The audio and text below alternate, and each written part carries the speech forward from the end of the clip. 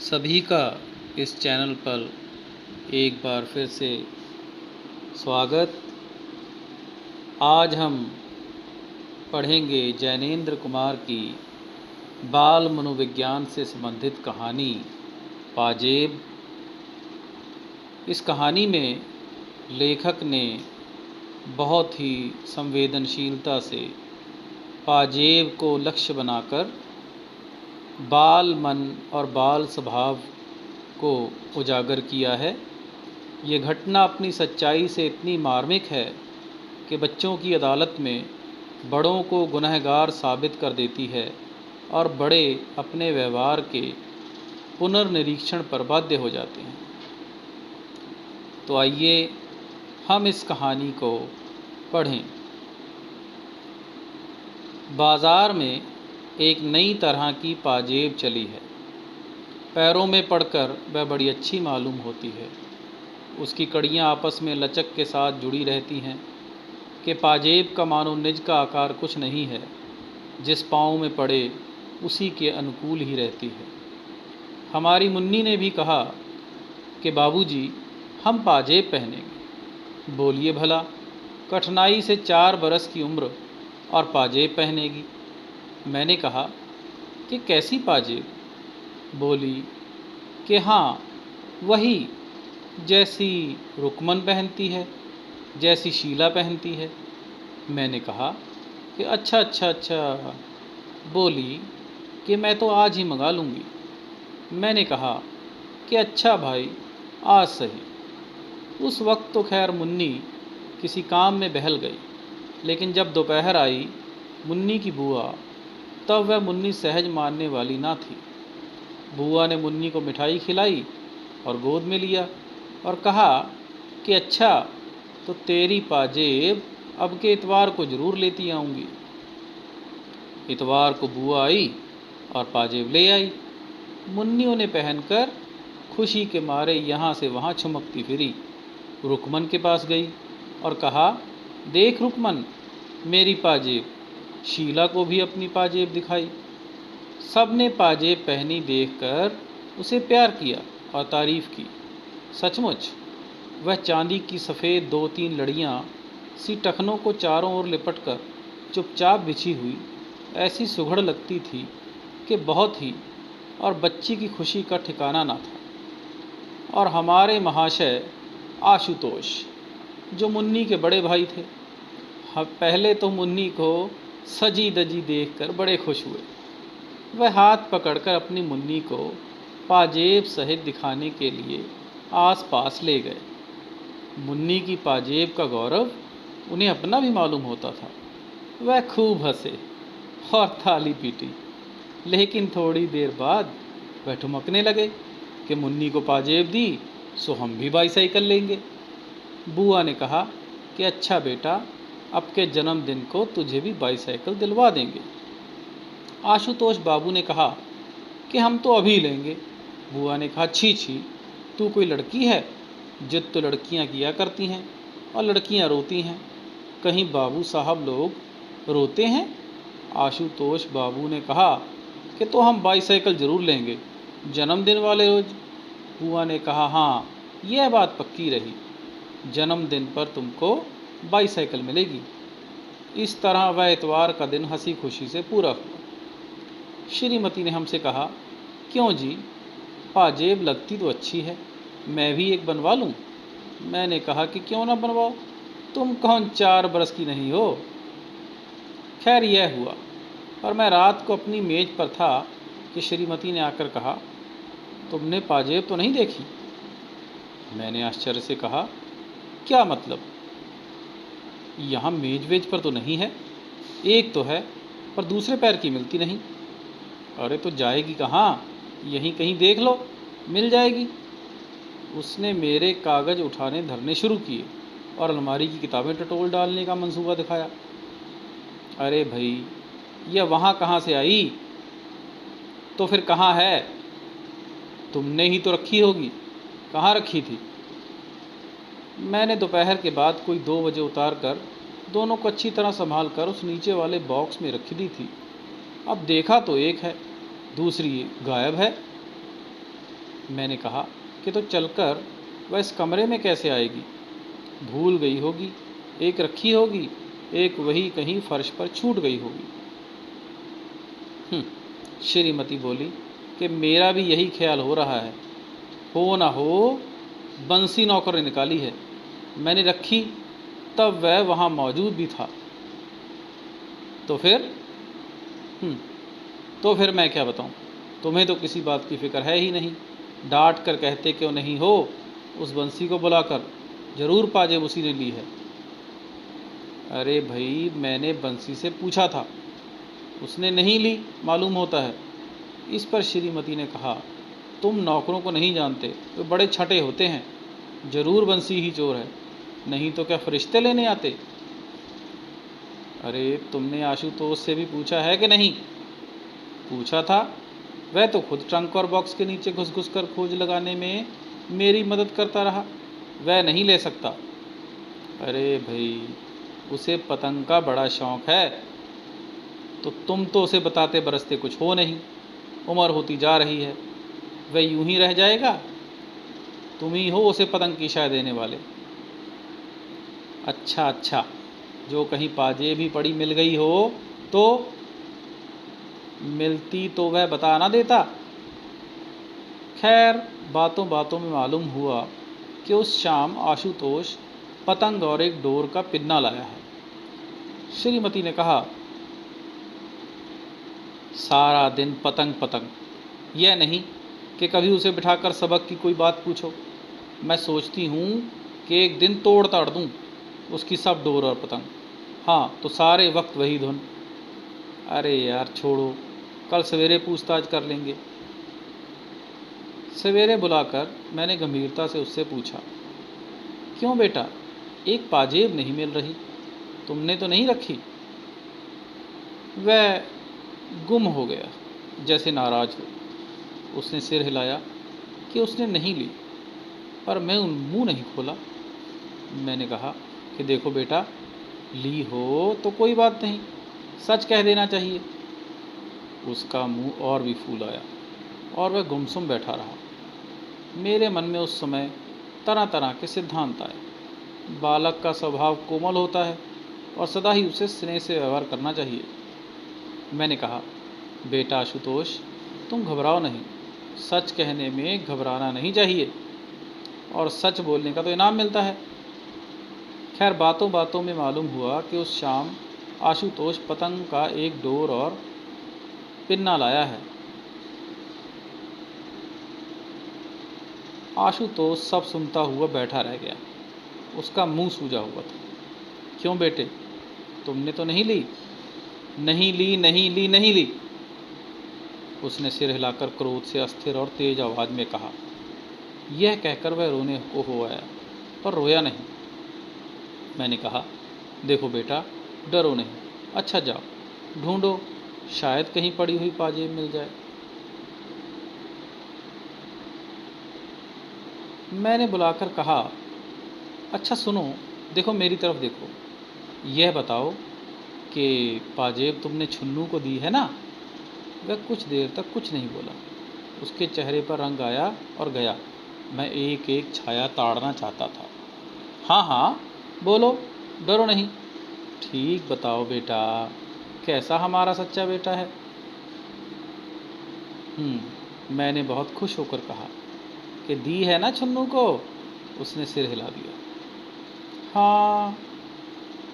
अच्छा, देखो, हमारे बेटे ने सच कबूल किया है, पाजेब उसने छुन्नू को दी है।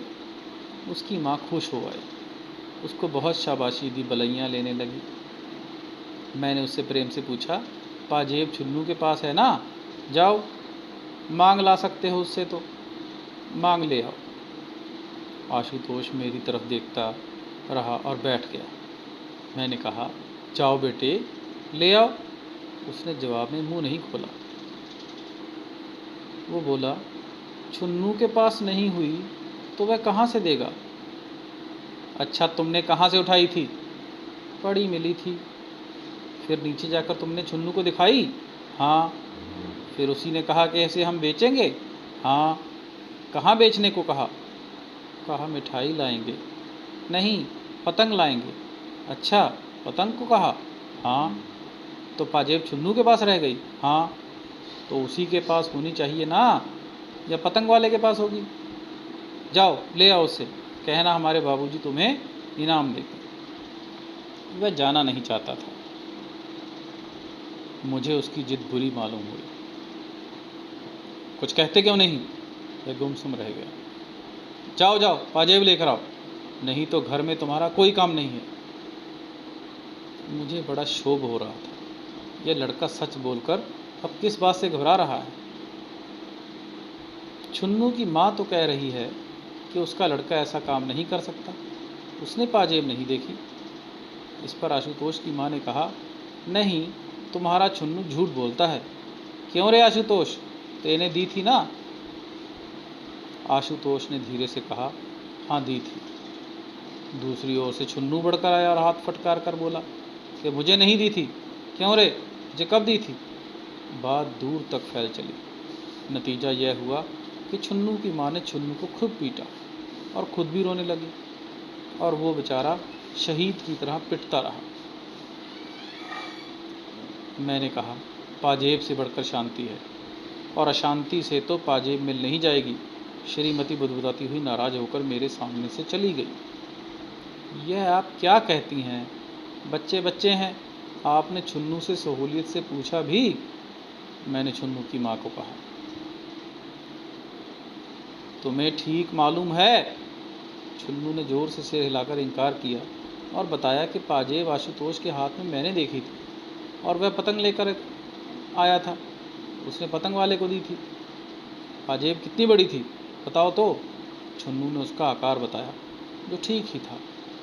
मैंने उसकी माँ की तरफ देखा कि देखिए ना, पहले यही कहता था कि मैंने पाजेब देखी तक नहीं, अब कहता है कि देखी है। खैर, मैंने बीच बचाव करके छुन्नू को बचाया, सबकी छुट्टी कर दी। कहा कि जाओ बेटा छुन्नू, खेलो। उसकी माँ को कहा कि आप उसे मारिएगा नहीं। खैर, जिस जिस भांति बखेड़ा टाला, मैं इस झंझट में दफ्तर भी समय पर नहीं जा सका। जाते वक्त श्रीमती को कह गया कि देखो, आशुतोष को धमकाना मत, प्यार से सारी बातें पूछना। शाम को दफ्तर से लौटा तो श्रीमती ने सूचना दी कि आशुतोष ने सब बतला दिया है। 11 आने पैसे में वह पाजेब पतंग वाले को दे दी थी। पैसे उसने थोड़े थोड़े करके देने हैं। अच्छा, मैं सुनकर खुश हुआ। मैंने कहा कि बंसी, जाकर उसे बुला तो लाओ। कहाँ है वो? बंसी गया और उसने आकर कहा कि वह अभी आते हैं। क्या कर रहा है? छुन्नू के साथ गिल्ली डंडा खेल रहा है। उसकी माँ ने खुश होकर कहा कि हमारे आशुतोष ने सब बातें अपने आप पूरी पूरी बता दी। हमारा आशुतोष बड़ा सच्चा लड़का है। आशुतोष मेरी गोद में टिका रहा, लेकिन अपनी बड़ाई सुनकर भी उसको कुछ हर्ष नहीं प्रतीत हुआ। मैंने कहा कि आओ चलें। अब क्या बात है? क्यों हज़रत, तुमको 5 ही आने ही तो मिले हैं ना। हमसे 5 आने पैसे मांग लेते तो क्या हम ना देते? सुनो, अब से ऐसा मत करना बेटे। कमरे में ले जाकर मैंने उससे फिर पूछताछ की। क्यों बेटा, पतंग वाले ने 5 आने तुम्हें दिए हैं ना? हाँ। और वह छुन्नू के पास हैं? हाँ। अभी तो उसके पास होंगे ना? नहीं। खर्च कर दिए? नहीं। नहीं खर्च किए? बताओ, खर्च कर दिए कि अभी हैं? इस बार मुझे गुस्सा आ गया और मैंने उसे ज़ोर ज़बरदस्ती से कहा, जाओ, जाते क्यों नहीं? जाओ जाके पतंग वाले से पैसे लेके आओ, नहीं तुम्हारा इस घर में कोई काम नहीं है। छुन्नू बेचारा सहम गया। वो चुपचाप खड़ा रहा। उसने जाने में आनाकानी की। मैं क्या करता? मैंने बंसी नौकर को बुलाया और उसे भी यही कहा, तुम इसके साथ जाओ और पतंग वाले से जाकर पैसे लेके आओ, ये ऐसे नहीं मानेगा। बस, फिर क्या था। इसी दौरान छुन्नू की बुआ भी वापस आ गई। आ जाओ छुन्नू बेटा, देखो मैं तुम्हारे लिए केले और मिठाई लेके आई हूँ। अरे भाई, इस बच्चे को क्यों डांट डपट रहे हो? ये देखो। तभी बुआ ने अपनी वॉस्कट की जेब से एक पाजेब निकाली। अरे मैं उस दिन इतवार को ये पाजेब गलती से अपने साथ ही ले गई, बड़ी गलती हुई। मैं बुआ का चेहरा देखकर और आशुतोष को देखकर बिल्कुल सन्न और अवाक रह गया, और मैं सोच रहा था कि अब मैं आशुतोष को क्या जवाब दूंगा। बार बार उसका मासूम चेहरा अब मेरे सामने आ रहा था। धन्यवाद। इस प्रकार इस कहानी में हम ये देखते हैं कि लेखक अपने तर्क को सच मानकर छुन्नू को चोर साबित करना चाहता था, लेकिन अंत में जब बुआ ने सच्चाई बताई तो हम सब की हमदर्दी छुन्नू के साथ हो गई। तो ये कहानी बाल मनोविज्ञान पर आधारित है। इसमें हमें यही शिक्षा दी गई है कि बच्चों के साथ व्यवहार करते समय हमें बहुत ही भावनात्मक तरीके से उनसे बात करनी चाहिए और उनके मनोभावों का ध्यान रखना चाहिए। इस कहानी के कुछ प्रश्न देखिए। जैनेंद्र किस प्रकार के कथाकार के रूप में प्रसिद्ध हैं? मनोवैज्ञानिक, आंचलिक, प्रगतिवादी, ऐतिहासिक। इसका उत्तर है मनोवैज्ञानिक कथाकार। पाजेब कहानी किस पृष्ठभूमि पर लिखी गई है? बाल मनोविज्ञान, पौराणिक, हास्यव्यंजक, मनोविश्लेषण। बाल मनोविज्ञान पर लिखी गई है। आशुतोष को उसकी बुआ ने जन्मदिन पर क्या देने का वादा किया? पतंग, बाइसाइकिल, पाजेब या मिठाई? उत्तर है बाइसाइकिल। अगला प्रश्न, श्रीमती जी पाजेब चुराने का संदेह किस पर करती हैं? उत्तर है श्रीमती जी को संदेह होता है नौकर बंसी ने पाजेब चुराई है। उसके बाद छुन्नू की माँ छुन्नू को क्यों पीटती है? इसका उत्तर है आशुतोष ने जोर देकर कहा कि उसने पायल छुन्नू को दी। यह सुनकर उसने छुन्नू को पीटा। अगला प्रश्न देखिए, इस पाठ से जुड़ा हुआ ये प्रश्न है, आशुतोष निरपराध होते हुए भी पाजेब चुराने की बात स्वीकार क्यों कर लेता है? उत्तर, आशुतोष ने पायल नहीं चुराई है, किंतु वह उसकी चोरी करना अस्वीकार कर लेता है। वह बच्चा है, उसकी बुद्धि अविकसित है, वह तर्कपूर्ण ढंग से अपनी बात नहीं कह पाता। पिता के प्रभाव, स्नेह, भय, प्रलोभन आदि के कारण वह सही बात नहीं कह पाता। वही कह देता है, वह दृढ़तापूर्वक नहीं कह पाता कि उसने चोरी नहीं की। लेखक ने आशुतोष को कोठरी में क्यों बंद कर दिया? लेखक चाहता था कि आशुतोष पतंग वाले के पास जाकर उससे पाजेब वापस ले आए। यद्यपि उसने पाजेब पतंग वाले को देने की बात मान ली थी, किंतु वह जानता था कि पाजेब उसके पास नहीं थी। डर कर अपनी बात मनवाने के लिए लेखक ने उसको कोठरी में बंद करवा दिया। वह सोच रहा था कि डर कर आशुतोष उसकी बात मान लेगा। बातों बातों में लेखक को क्या पता लगा जिससे वह आशुतोष पर पायल चुराने का संदेह करने लगा? बातों बातों में लेखक को पता लगा कि उस शाम आशुतोष नई पतंग और डोर का पिन्ना लेकर आया था। यह जानकर लेखक को संदेह हुआ कि आशुतोष ने ही पायल चुराई है और वो पायल जो है वो पतंग वाले को दी है। तो ये बहुत ही महत्वपूर्ण प्रश्न है, सभी को आप नोट कर लीजिए कॉपी में। आगे, पाजेब कैसे मिलती है? पाजेब पर लेखक की प्रतिक्रिया को व्यक्त कीजिए।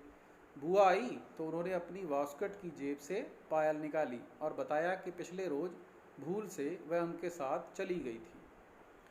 पाजेब को देखकर लेखक इस तरह भयभीत हुआ जैसे कि वह पायल न होकर कोई बिच्छू है। उसके मुंह से निकला, यह क्या? तो ये पाठ का अंतिम हिस्से वाला प्रश्न है। आगे छोटे प्रश्न, आशुतोष की बहन का नाम क्या है? इसका उत्तर देखिए, बड़ी आसानी से आप दे सकते हैं।